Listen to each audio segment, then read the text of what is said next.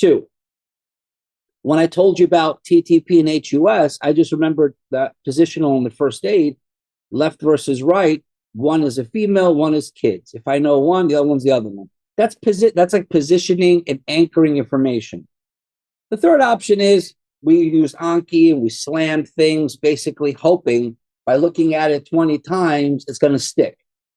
The last option is memory, just memorizing. And honestly, I don't know about you, I can't memorize a lot.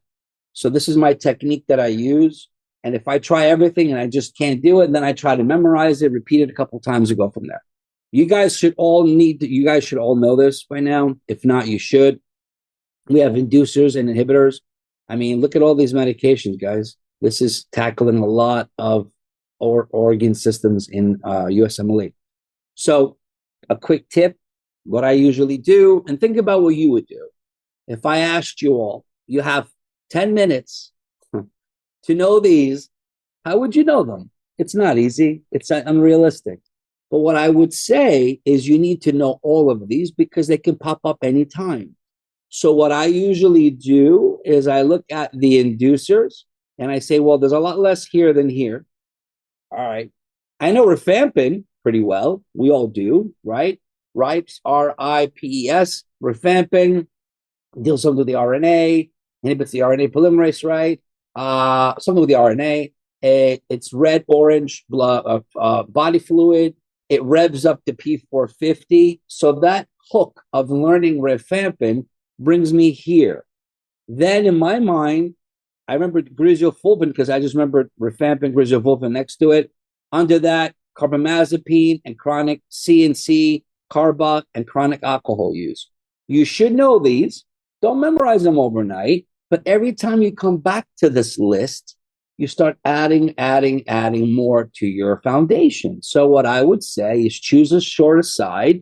Say, I'll learn a couple of these for now, and then move on with my day.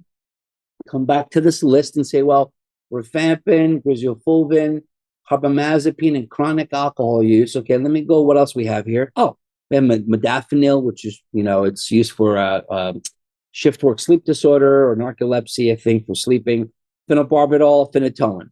And then you move on with your day, you come back again, and you repeat again the list. And after a couple of times, you're actively repeating the list, not just looking at it like this, hoping to stick, right?